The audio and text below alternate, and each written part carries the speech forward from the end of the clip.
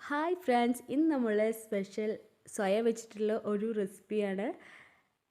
ചോറിൻ്റെ കൂടെയും ഈവനിങ് സ്നാക്സിൻ്റെ കൂടെയൊക്കെ കഴിക്കാൻ പറ്റിയ അടിപൊളിയായിട്ടാണ് സോയാബീൻ ഫ്രൈ. നമുക്കൊന്ന് ഉണ്ടാക്കി നോക്കാം. അതിനായിട്ട് ആവശ്യമുള്ളത് ഒരു 1/2 ടീസ്പൂൺ മഞ്ഞൾപ്പൊടി, പിന്നെ അതിലേക്ക് ഞാൻ ഇട്ട് കൊടുക്കുന്നത് ഒരു ടീസ്പൂണോളം അധികം എരിവില്ലാത്ത മുളക് പൊടിയാണ് ഇട്ട് കൊടുക്കുന്നത്. പിന്നെ അതിലേക്ക് ഇട്ട് കൊടുക്കുന്നത് 1 ടീസ്പൂണോളം മല്ലിപ്പൊടിയാണ്. 1 ടീസ്പൂൺ അളവിൽ ഇഞ്ചി പേസ്റ്റ്, 1 ടീസ്പൂൺ വെളുത്തുള്ളി, 1 ടീസ്പൂൺ ഗരം മസാല, 1 ടീസ്പൂൺ കുരുമുളക് പൊടി, പിന്നെ ഇതിലേക്ക് ഇട്ട് കൊടുക്കുന്നത് കോൺഫ്ലവർ പൊടിയാണ്. അത് നമ്മൾ എടുക്കുന്ന സോയാബീൻ്റെ ക്വാണ്ടിറ്റിക്ക് അനുസരിച്ച് നമുക്ക് ഇട്ട് കൊടുക്കാം. ഇതെല്ലാം ഒന്ന് ഇട്ടതിന് ശേഷം നമുക്ക് 1 ടീസ്പൂൺ വെച്ചിട്ട് ഒന്ന് മിക്സ് ചെയ്ത് കൊടുക്കാം. അതിനുശേഷം നമുക്ക് ഇതിലേക്കുള്ള ഉപ്പും കൂടി ഇട്ട് കൊടുക്കാം.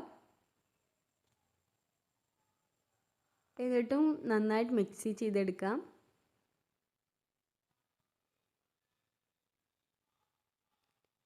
പിന്നെ നമ്മൾ കഴുകി വൃത്തിയാക്കി വെച്ചിട്ടുള്ള സോയാബീൻ അതിലേക്ക് ഇട്ട് കൊടുക്കുന്നുണ്ട്. സോയാബീൻ നല്ല തിളച്ച വെള്ളത്തിലിട്ട് 2-3 പ്രാവശ്യം കഴുകിയെടുത്തതാണ്.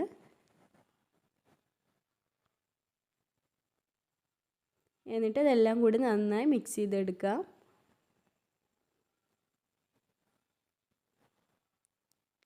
ഇങ്ങനെ ആയി കിട്ടുന്ന വരെ നമുക്കൊന്ന് മിക്സ് ചെയ്തെടുക്കണം. ഒന്ന് റെസ്റ്റ് ചെയ്യാൻ വെച്ചതിന് ശേഷം നമുക്കിതിലേക്ക് പിന്നെ കുറച്ച് മൈദപ്പൊടി ഇട്ട് കൊടുക്കാം. അതും കൂടി ഇട്ട് കൊടുത്ത് നന്നായി മിക്സ് ചെയ്ത് കൊടുക്കാം. എല്ലാം കൂടി നന്നായി മിക്സ് ചെയ്തെടുത്തതിൻ്റെ മുകളിലേക്ക് നമ്മൾ പിന്നെ ഇട്ട് കൊടുക്കുന്നത് 1 ടീസ്പൂൺ അളവിൽ കാശ്മീരി ചില്ലിയാണ് ഇട്ട് കൊടുക്കുന്നത്.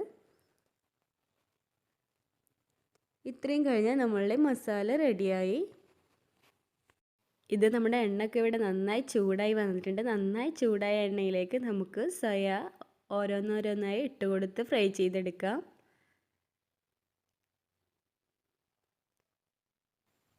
ഇടയ്ക്ക് സോയ ഒന്ന് ഇളക്കി കൊടുക്കാം. നന്നായി ആയിക്കഴിഞ്ഞാൽ സോയ നന്നായി വിട്ട് കിട്ടും. സോയ ഒന്ന് ആയിക്കഴിഞ്ഞാൽ നമുക്ക് അതിൻ്റെ മേലേക്ക് കറി ലീഫ് കൂടി ഇട്ട് കൊടുത്തിട്ട് ഒന്ന് ഫ്രൈ ചെയ്തെടുക്കാം.